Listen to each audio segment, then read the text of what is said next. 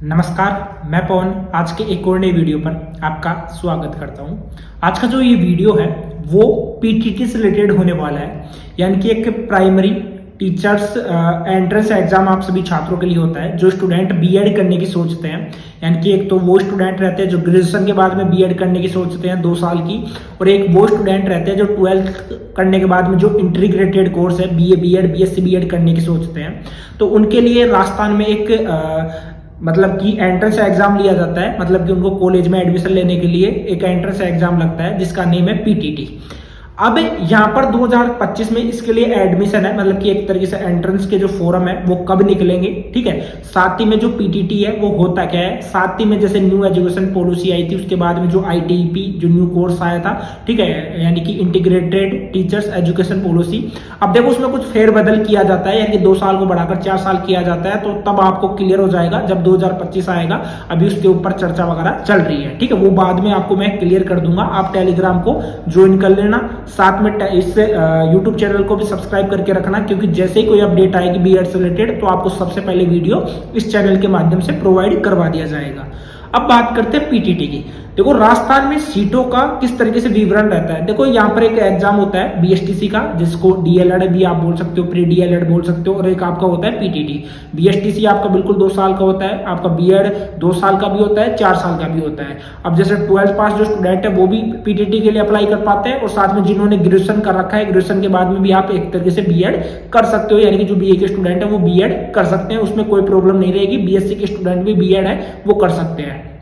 अब जो आपका पीटीटी एग्जाम है लास्ट ईयर की बात करें, मतलब कि अभी जैसे फिलहाल ये अभी मैं वीडियो बना रहा हूँ 2024 की, तो इस बार की मैं बात करूँ तो इस बार जो आपके फोरम स्टार्ट हुए थे, फोरम आपके मार्च में स्टार्ट हो गए थे। 6 मार्च से लेकर आपके जो फोरम थे 31 मार्च तक आपके चले थे। उसके बाद में 9 जून को आपका एग्जाम है वो कंडक्ट करवाया गया था।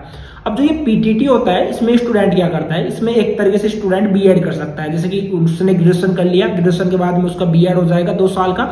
2 साल का बीएड होने के बाद में वो रीट एग्जाम है वो क्वालिफाई कर लेगा। रीट भी एक तरीके से जो आपकी टीचर्स भर्ती होती है उसके लिए आपका एक प्री प्राइमरी टेस्ट होता है, ठीक है, वो मतलब कि जो वो एग्जाम है वो आपको क्वालिफाई करना होता है। उसमें आपका 60% नंबर है वहां पर आपको गेन करने होते हैं। अगर वो वहां पर गेन कर लेते हो उसके बाद में आप जो 3rd ग्रेड की भर्ती है साथ में 2nd ग्रेड की भर्ती है वो आप देखने के लिए एलिजिबल है वो हो जाते हो।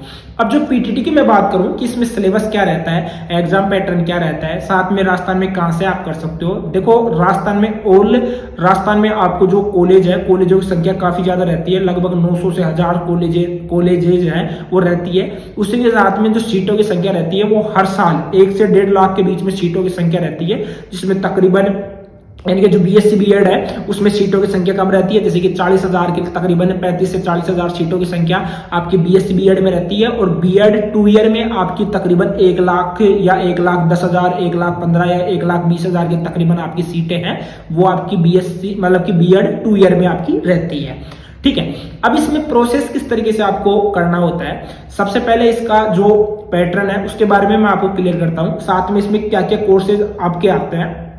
फिर बात करेंगे कि आप एडमिशन लेने के बाद में आपका काउंसलिंग किस तरीके से होगा, उसके बाद में कॉलेज में जाकर आपको रिपोर्टिंग किस तरीके से करवानी होगी, उसके बाद में आपकी फीस कितनी लगेगी। कंप्लीट जानकारी इस वीडियो के माध्यम से आप सभी छात्रों के लिए होने वाली है, क्योंकि अगर आप पीटीटी के माध्यम से आप बीएड करने की सोच रहे हैं तो आपके लिए वीडियो काफी ज्यादा इंपॉर्टेंट है वो होने वाला है। वीडियो को एंड तक वॉच करना, जिससे कि आपके मन में डाउट है, कुछ भी डाउट आपके माइंड में नहीं रहेगा कमेंट बॉक्स के लिए, ठीक है। अब बात करते हैं यहाँ पर, देखो सबसे पहले यहाँ पर जो सीटों का रिजर्वेशन है वो किया गया है, यानी कि सीटों को बांट दिया गया है जैसे कि कैटेगरी के आधार पर। आरक्षण तालिका में बता भी देता हूँ, इसमें अनुसूचित जाति हो गई उसमें, यानी कि एससी जिसमें 16% आरक्षण दिया गया है, अनुसूचित जनजाति में 12%, अन्य पिछड़ा वर्ग में 21%, अति पिछड़ा वर्ग यानी एमबीसी में आपका 5% है। सीटों का विवरण इस तरीके से किया गया है। साथ में महिला जो की सीट विधवा है उनको राज्य सरकार के नियमानुसार आपको 2% जो सीटें हैं वो वितरण की गई है। साथ में दिव्यांगों के लिए 5% और उसके बाद में आर्थिक कमजोर वर्ग के लिए 10% सीटों का विवरण है, मतलब कि वितरण है वो इस तरीके से किया जाता है। अब बात करते हैं कि आप पीटीटी के लिए, देखो पीटीटी का एग्जाम है बिल्कुल सिंपल होता है। इसमें कितने सब्जेक्ट आते हैं, सबसे पहले सब्जेक्ट मैं आपको बता देता हूं, उसके बाद में एग्जाम पैटर्न की मैं बात करूंगा। देखो इसमें 4 सब्जेक्ट रहते हैं, प्रत्येक सब्जेक्ट आपका 50 नंबर का रहता है, यानी टोटल 200 नंबर का आपका पेपर आता है। फर्स्ट सब्जेक्ट आपका रहता है मेंटल एबिलिटी का। सेकेंड आपका जो सब्जेक्ट रहता है वो टीचिंग एप्टीट्यूड से रिलेटेड रहता है, साथ में उसमें एप्टीट्यूड जो टेस्ट है वो पूछे जाते हैं। अब मेंटल एबिलिटी में आपका क्या रहेगा, उसमें रीजनिंग रहेगा, इमेजिनेशन रहेगा, जजमेंट एंड डिसीजन मेकिंग रहेगा, क्रिएटिव थिंकिंग रहेगा, जनरलाइजेशन होगा, ड्राइविंग मतलब कि ड्राइविंग कंक्लूजन रहेगा, ठीक है। टीचिंग एप्टीट्यूड में आपका सोशल मैच्योरिटी रहेगा, लीडरशिप रहेगा, प्रोफेशनल कमिटमेंट रहेगा, इंटरपर्सनल रिलेशनशिप्स रहेगा, कम्युनिकेशन रहेगा, अवेयरनेस रहेगा, ठीक है। साथ में जनरल अवेयरनेस आपकी रहेगा, जिसमें कि आपकी पूरी राजस्थान की हिस्ट्री, भूगोल, ये सब कुछ आपसे पूछा जाएगा। उसी के बाद में लैंग्वेज प्रोफेंसी रहेगा, ठीक है, प्रोफेंसी रहेगा, जिसमें कि आपका हिंदी भी रहेगा और इंग्लिश भी रहेगा। वो आप सेलेक्ट कर सकते हो कौन सा सब्जेक्ट आपको अच्छा लगता है, जिसमें वैक्यूबुलरी रहेगा, आपका फंक्शनल ग्रामर रहेगा, सेंटेंस स्ट्रक्चर रहेगा, आपका कॉम्प्रेशंस आपके रहने वाले हैं, ठीक है। ये सब्जेक्ट आपके रहने वाले हैं, जो कि मैंने आपको क्लियर यहाँ पर कर दिया है। अब प्रत्येक सब्जेक्ट 50 नंबर का रहेगा, यानी कि टोटल आपके 200 नंबर हो गए। अब जो आपका पेपर होता है वो आपका होता है 600 नंबर का। कितने नंबर का? 600 नंबर का, यानी प्रत्येक क्वेश्चन आपका 3 नंबर का रहता है। इसमें नेगेटिव मार्किंग है वो आपको देखने को नहीं मिलेगी, ठीक है, नेगेटिव मार्किंग इसमें नहीं रहती है। साथ ही में 3 घंटे का आपको इस पेपर में टाइम दिया जाता है, 3 घंटे में आप ये पेपर है वो कंप्लीट कर पाते हो, ठीक है। अब आपने फॉर्म भर दिया, अब इसके फॉर्म है वो आपको 2025 में मार्च या अप्रैल में आपको देखने को मिल जाएंगे, ठीक है। और उसके तकरीबन 1 या 2 मंथ बाद में आपके एग्जाम होंगे, यानी जून या जुलाई में इसके एग्जाम है वो कंडक्ट होने वाले हैं।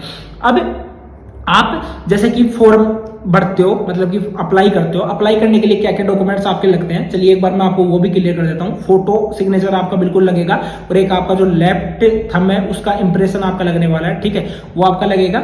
अब उसके बाद में नेक्स्ट जो आपके क्या क्या सब्जेक्ट मतलब कि डॉक्यूमेंट्स है वो आपके लगने वाले हैं। आपका आधार कार्ड हो गया, 10th की मार्कशीट हो गई, 12th की मार्कशीट हो गई, मार्कशीट ऑफ ग्रेजुएशन की, अगर आपका first year, second year, third year मतलब कि ग्रेजुएशन के आधार पर अगर आप कर रहे हो तो आपकी ग्रेजुएशन की मार्कशीट लगेगी, मोबाइल नंबर और ईमेल आईडी, ये डॉक्यूमेंट्स आपके लगने वाले हैं, ठीक है।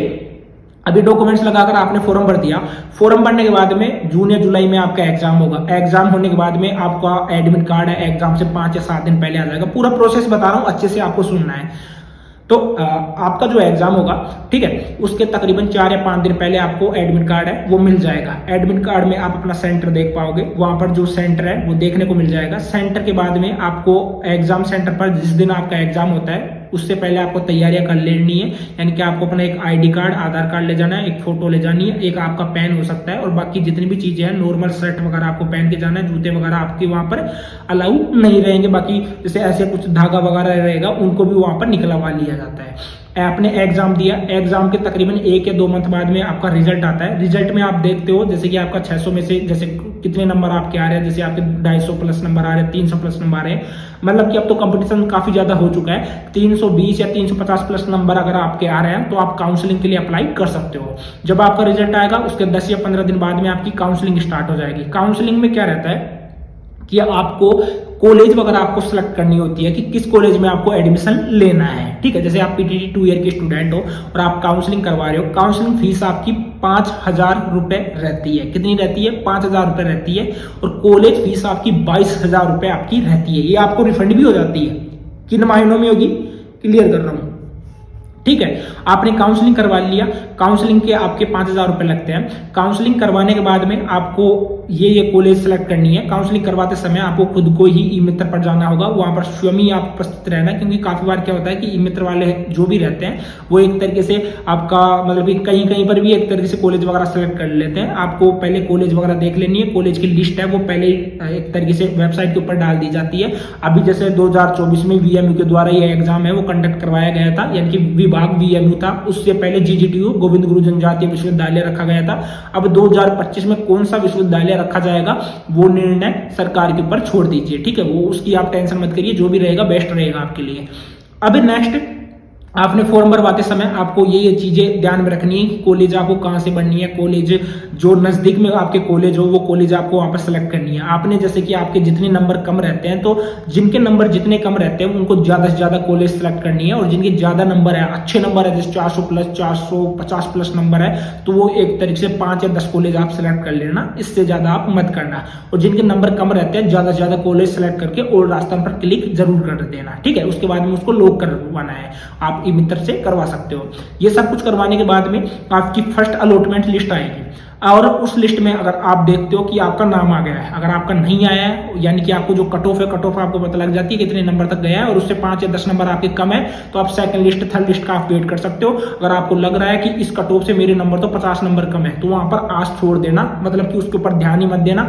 बाकी आप अगर और दूसरा कोर्स करना चाहते हो, जैसे 12th पास थे आप, इंटीग्रेटेड कोर्स करना चाह रहे थे बीएड के लिए, तो आप अपने बीए बीएससी बीकॉम बीबीए कर सकते हो। और साथ में ग्रेजुएशन के बाद में अगर आप बीएड करना चाह रहे थे तो आप अपना एमए एमएससी एमकॉम की तरफ ध्यान दे लेना, ठीक है, अगर आपके 50 नंबर कम है।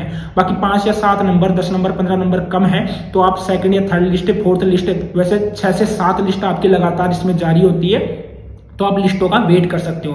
अगर आपका फर्स्ट लिस्ट में अगर नंबर आ जाता है तो नंबर आने के बाद में वहां पर आपका जो कॉलेज आपको मिलती है, फर्स्ट लिस्ट में नंबर आ गया और कॉलेज आपको वो अलॉट हो गई, तो कॉलेज के द्वारा आपको कॉल किया जाएगा। अगर आपको नहीं भी पता है, कॉलेज के द्वारा आपके वेरीफाइड मोबाइल नंबर पर कॉल किया जाएगा कि आपको ये कॉलेज मिल गई है, और उसके बाद में शेड्यूल है वो जारी कर दिया जाता है कि आपको कॉलेज में जाकर अपनी फीस है 22,000 रुपये सबमिट करवाना होगा, कॉलेज में ये डॉक्यूमेंट्स आपको सबमिट करवाना होगा। डॉक्यूमेंट्स आपके क्या क्या लगते हैं, उसमें आपका आधार कार्ड हो गया, जन आधार कार्ड हो गया, फोटो हो गया, सिग्नेचर हो गया, आपकी 10th 12th की मार्कशीट हो गई, आपकी डिग्री हो गई, ठीक है। उसी के बाद में ग्रेजुएशन की मार्कशीट हो गई, उसके बाद में आपका जाति प्रमाण पत्र हो गया, आपका मूल निवास हो गया, उसके बाद में आपकी टीसी हो गई, ठीक है। टीसी के बाद में आपका एक आय का प्रमाण पत्र है, ये डॉक्यूमेंट्स आपके लगते हैं।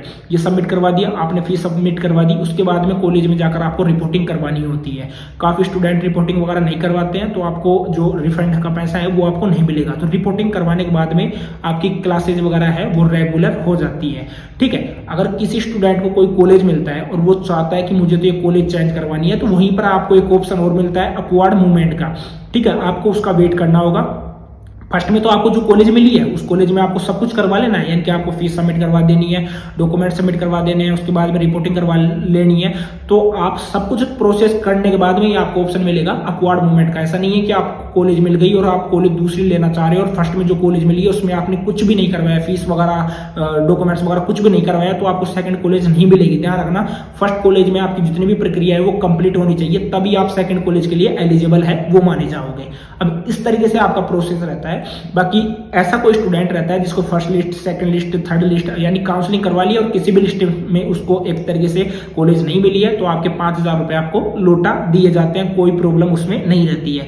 ऐसा भी होता है आपको 27,000 रुपए यानी कि 22,000 5,000 मतलब 22 और प्लस 5,000 27,000 रुपए आपको किस मायनों में लौटाया जाता है। अगर आप स्टूडेंट हो और आपने एक तरीके से कॉलेज में रिपोर्टिंग वगैरह सब कुछ आपने करवा लिया और उसके बाद में आप सोच रहे हो कि मुझे तो एडमिशन कैंसिल करवाना है, तो आपको डेट दी जाती है पर्टिकुलर। अगर उस डेट से पहले आपने अगर अपना एडमिशन कैंसिल करवा लिया है तो आपका पैसा है 27,000 तो नहीं, उसमें 1,000 रुपए आपके कट जाते हैं, 26,000 रुपए आपको रिटर्न कर दिया जाता है। तो ये बिल्कुल प्रोसेस रहता है पीटीटी के लिए, जो कि मैंने एक एक पॉइंट यहाँ पर आपको अच्छे से समझा दिया है। बाकी जब नेक्स्ट प्रोसेस स्टार्ट होगा 2025 में, तब आपके लिए और हाजिर हो जाऊंगा नए वीडियो लेकर। इस वीडियो को ज्यादा से ज्यादा अपने ग्रुप में शेयर करना, और आप में से अगर कोई ऐसा स्टूडेंट हो जो कि एक तरीके से पीटीटी का एग्जाम देने की सोच रहा हो, तो इस वीडियो को उस स्टूडेंट को जरूर भेजना।